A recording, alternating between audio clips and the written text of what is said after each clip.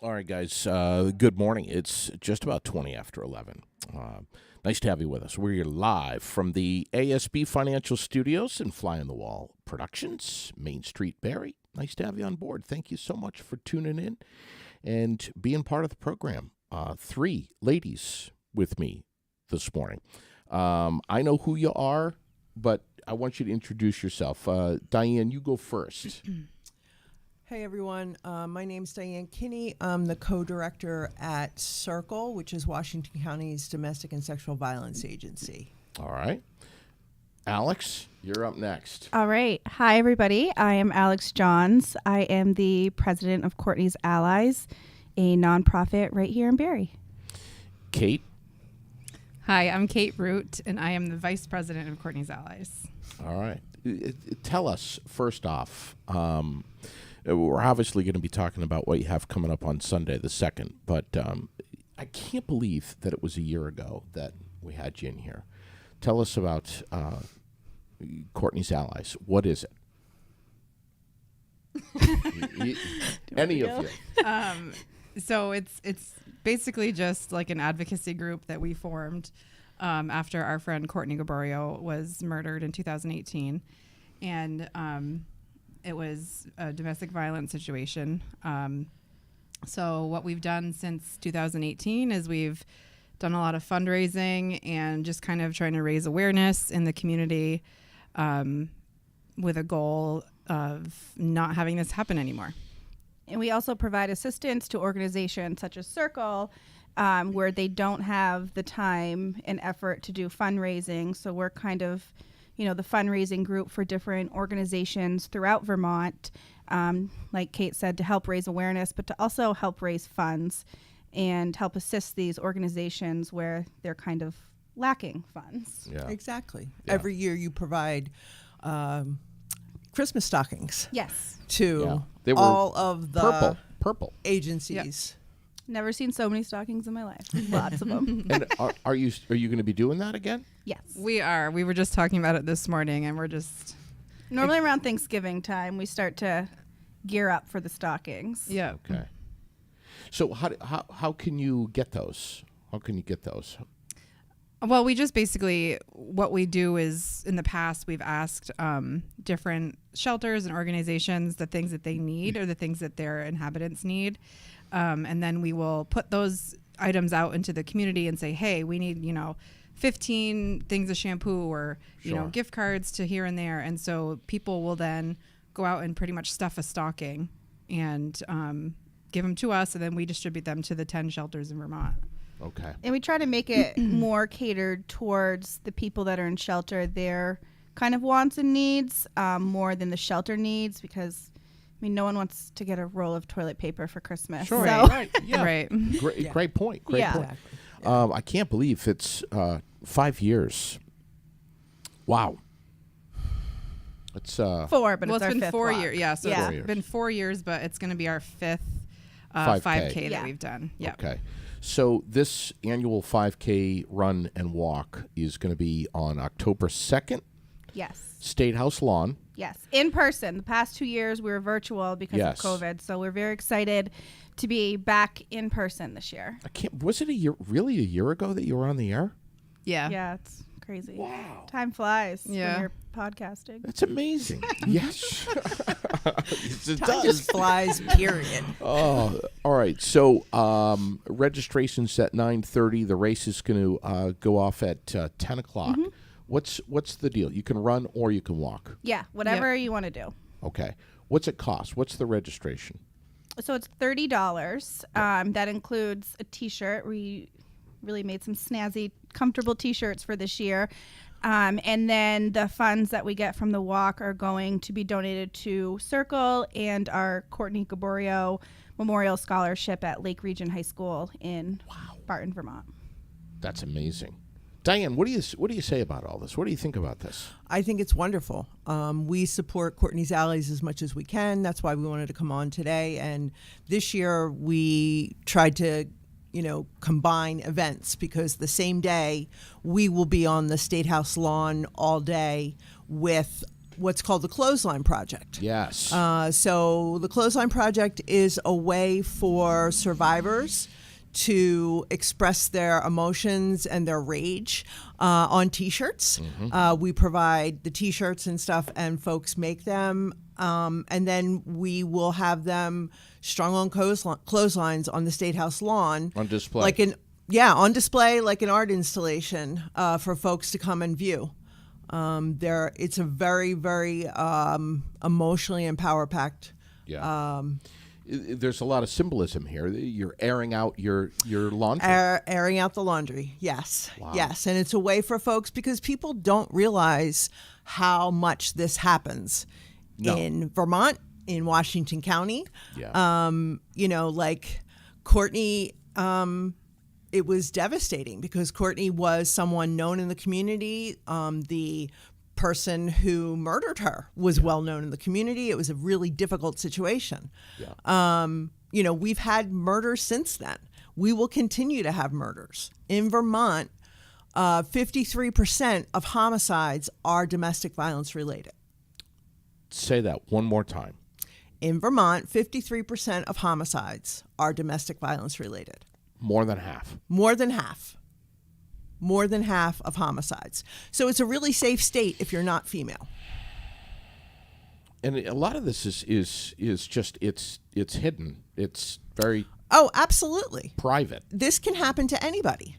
This can happen to anybody. If anybody knew Courtney and you weren't close with her and you didn't know what was going on, there is no way in hell you would have thought this was going on. No. And Kate, a lot of people didn't. Yeah, Kate and Alex, good friends with Courtney. What kind of read did you guys get on this guy? I didn't realize that it was like a serious situation. Yeah. But I just had my own opinions on him. Yeah. And I never. I think it's hard because I think there's also a lot of stigma with abusers that Sure is. It's, it only happens to people that are lower income, poverty level, drug users, alcoholics. It could never be someone who's well known in the community, who's, big into sports. And I mean, you even see it on a national level with people, that are in the limelight or whatnot. It's just, I think a lot of people have a misconception that, it only happens to impoverished people, or it could be anybody, that does this or can be an abuser, have it happening to them, men or women. Yeah. There was a guy that just murdered his ex's son the other day. I read this yesterday on WCAX.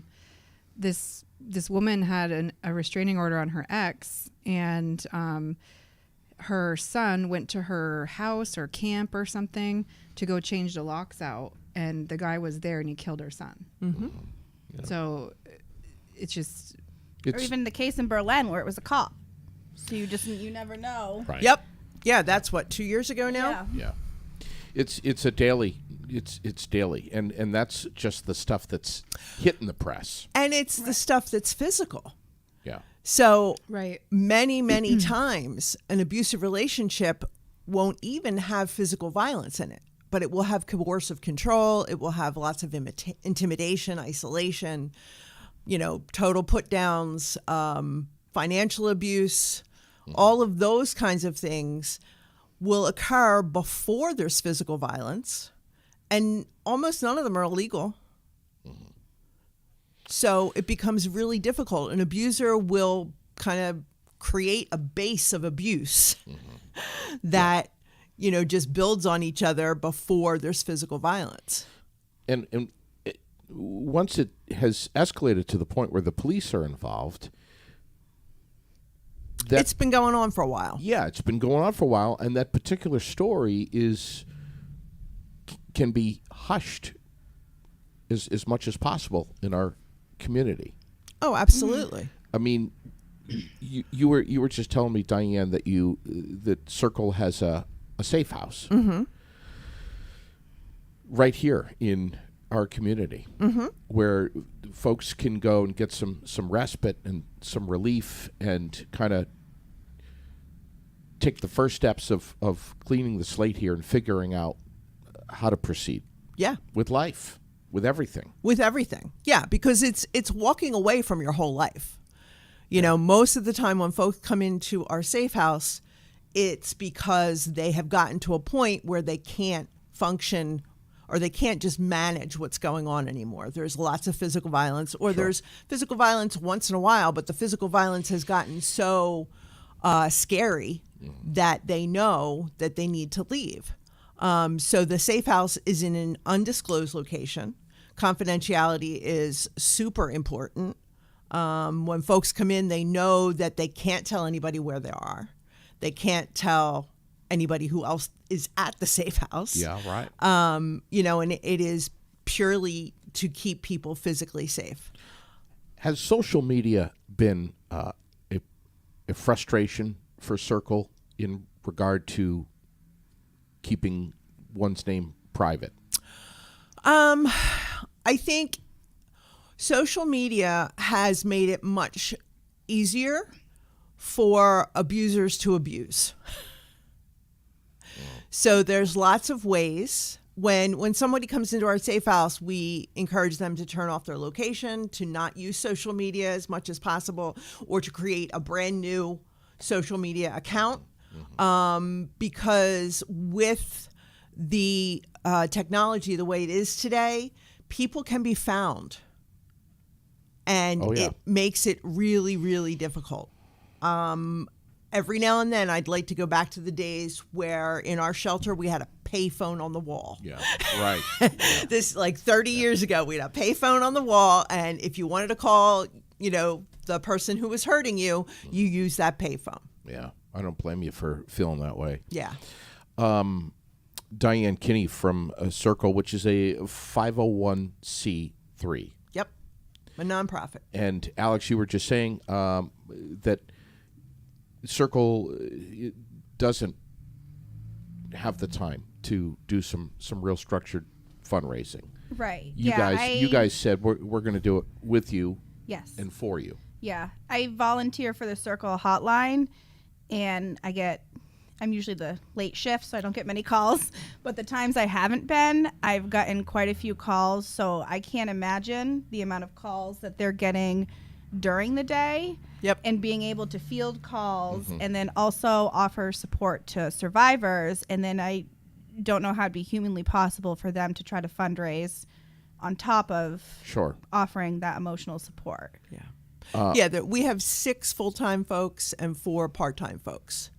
And then we have volunteers like Alex who help us out in the evening by taking the phones. We also have a board of directors who also fundraises. But you're right. We don't have any dedicated staff that do outreach or fundraising because all of us are providing services. I'm the co-director, but I also am on the hotline because so many services are needed. Last year, we provided services to over 2,200 people. 2,200? Correct. Right here in central Vermont? We get calls from other places, but most of the time, we had 18 women and 16 kids in shelter last year. Not at the same time. Yeah, and COVID, I mean, gosh, we've been seeing, these are buzzwords, domestic violence. We're seeing it, there's an uptick nationally. Yes. Globally. Yes. The first 3 months of COVID a couple of years ago, the incidence of criminal domestic violence, so police-involved charges created, doubled in the first 3 months of COVID. And that's just the big stuff. Exactly.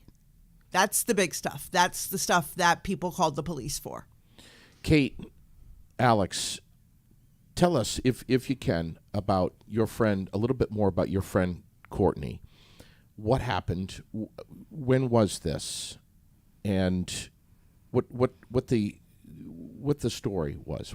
How things unfolded? It was I remember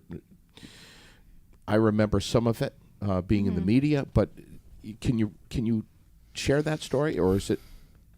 Yeah, I think it's an important story to share. So it happened on July 4th of 2018, And one of the things, and correct me if I'm wrong, Diane, that was put into legislature around that time is you could now prove that someone was stalking you via social media and text. And that wasn't, I believe that was not a thing prior to July of 2000. There's something in Vermont I know where you could. It was fairly new. I don't know Yeah. if July was the month that it happened, but because I don't think a lot of people realize that, if you're constantly texting someone, messaging someone, checking out what they're doing on social media, that is a form of stalking. It's not just the physical aspect of it, but again, that emotional aspect. And it's also very easy to hide that from people around you. Mm-hmm. People around you aren't going to see if you're constantly messaging someone. They're going to see if you're constantly, trying to find them physically. But I think social media makes it easier for people in any aspect, not just domestic violence, to kind of bully and Sure. harass people. Of course it does. And that was kind of the situation that we saw. And unfortunately, it just led to... Well, they had broken up. and Right. then- Yeah, they were broken up as well. That's And make that. is my recollection, they weren't, were they, I don't think they were dating for very long. No, they were. They dated Yeah. for years. About Okay. like 5 And or they lived 6 together. years. They were never married or anything.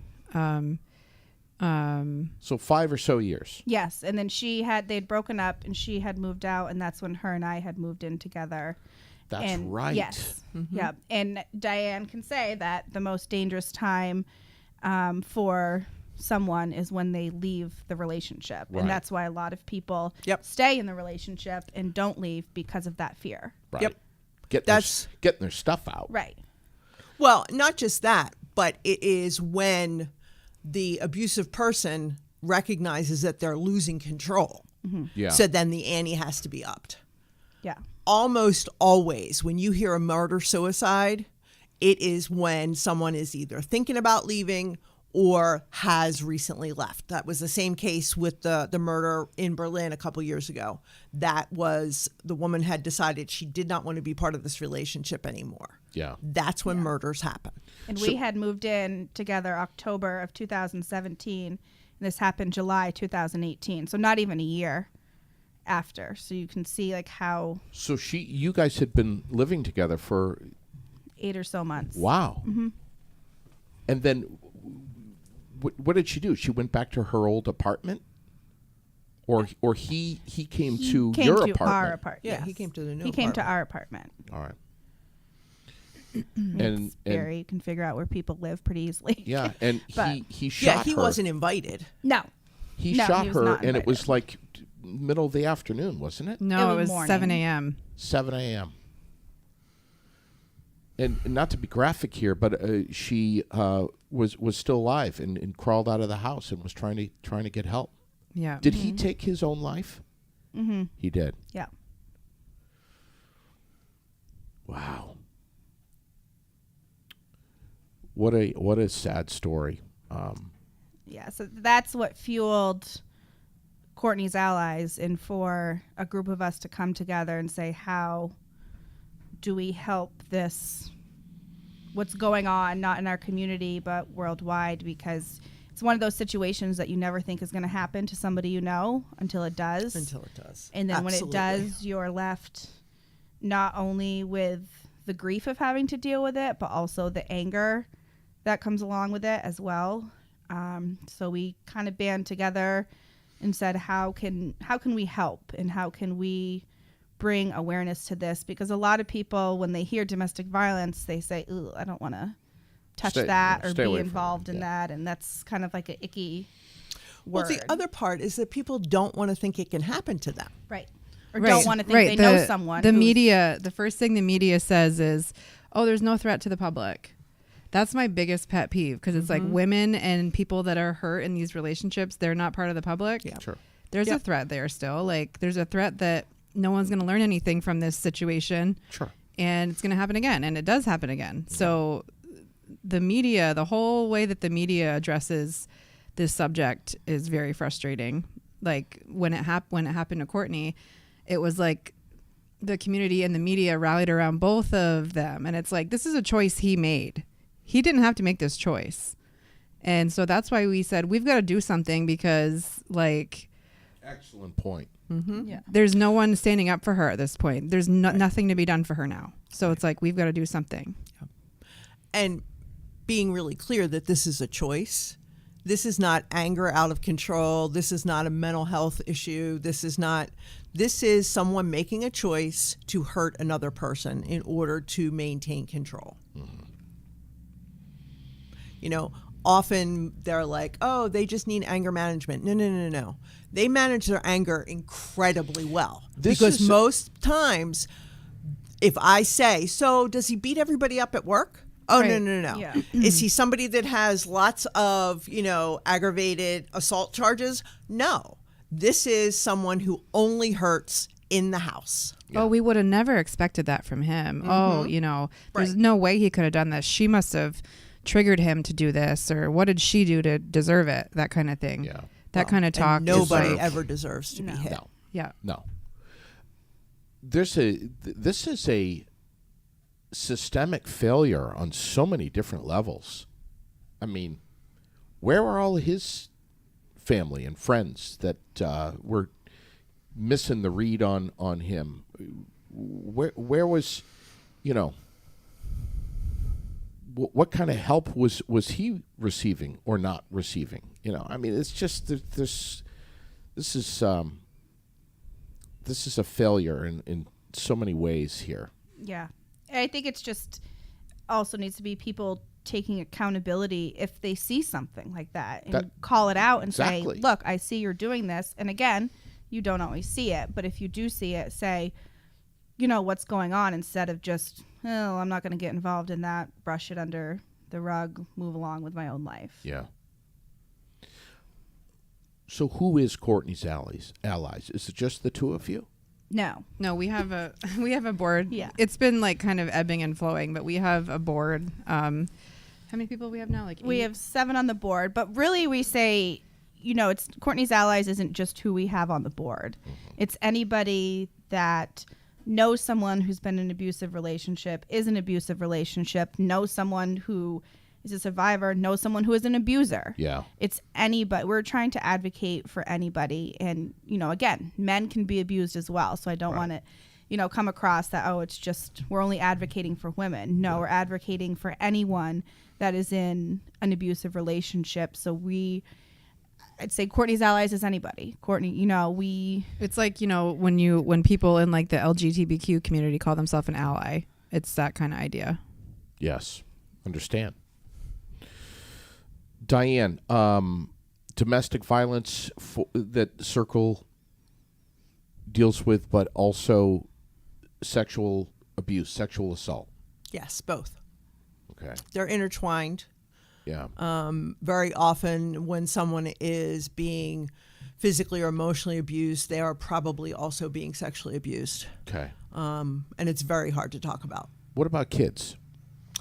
Kids who are living in situations where there's violence in their home can also be assaulted as well. Does Circle deal with kids? We work with kids who are in our shelter, and we support moms who are trying to figure out how to manage all of the trauma that their kids are dealing with.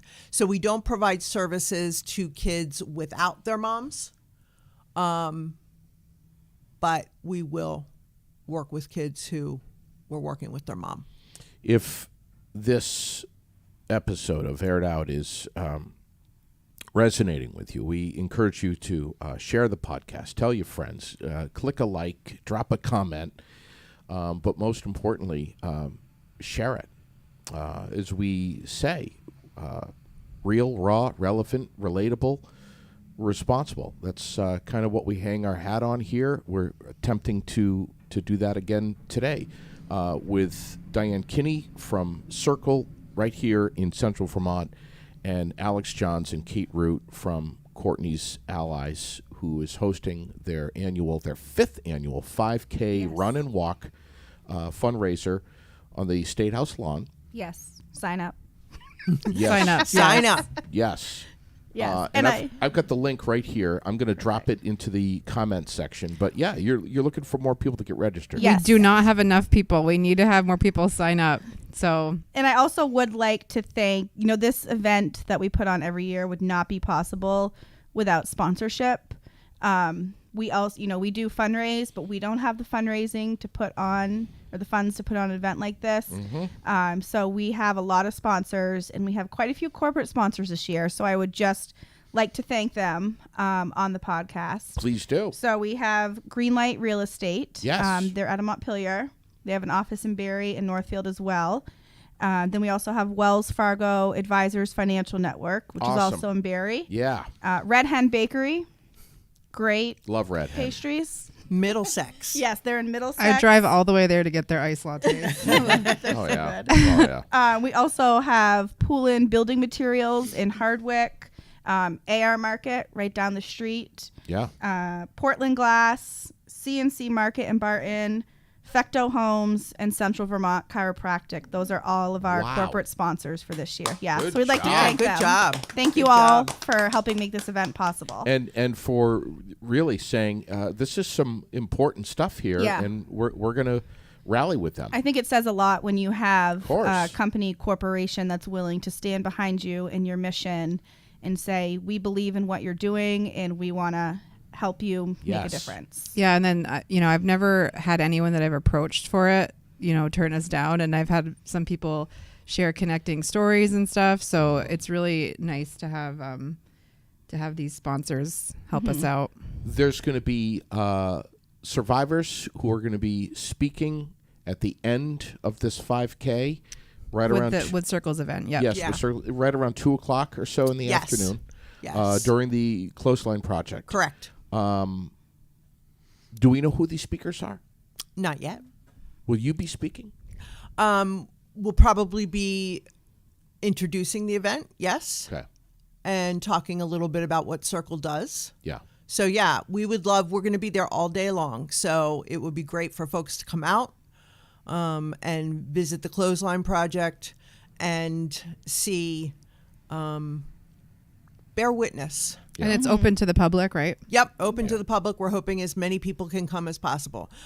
Can I quickly run down a few events we're having in Please. October? Because October's Domestic Violence Awareness That's Month. right. That's why we always do this. Yes. We're also going to be having the Clothesline Project at Lawson's in Waitsfield Okay. Ooh. on October 7th. I know, that's what we were like, ooh, let's do it there. We're also going to be having a trivia night at the Quarry across the street Oh, cool. on October 14th on a Friday night.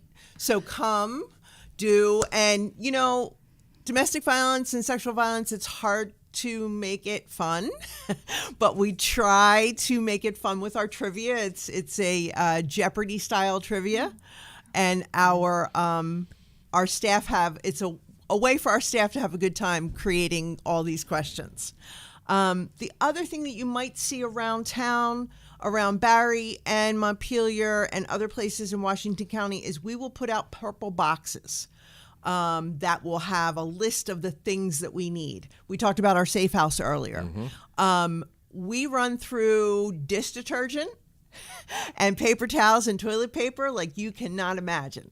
So if folks are able to put washing machine detergent, dish detergent, paper towels in those in purple boxes, they're going to be in the State House, they're going to be in DCF, they're going to be in different Price Chopper and Hannaford's, in different places around town they will be. So And- if you're able to throw some stuff in the purple boxes, please do. Do you have your wish list handy that maybe JD could? I can Post send it? it to you. Will Yeah. you? Yes, I will. it to me. Once I I was get gonna back say, to or my office. Anyone coming to the walk, if you want to bring Can bring stuff, yes, that we'll would be take great. it for Circle. Diane, please don't let me forget, because I will, about the 14th over at the Quarry. I would like to come back and talk to you again. Come back anytime And you we'll want. figure that out. Sure, 'Cause absolutely. I actually have to get to another meeting pretty soon. Yeah, so this, again, is all to raise awareness of domestic violence in Washington County and beyond. Mm-hmm. This isn't just a Washington County problem. Oh, gosh, no. So, No, there's an agency like ours in every county in Vermont. We need it so much. Thank you, all three of you, so much for what you're doing, what you're continuing to do here. Amazing that this is the 5th annual Thank 5K. you for having us. Yeah. Yeah, thanks for having us. Amazing. Appreciate it. Thank you so much.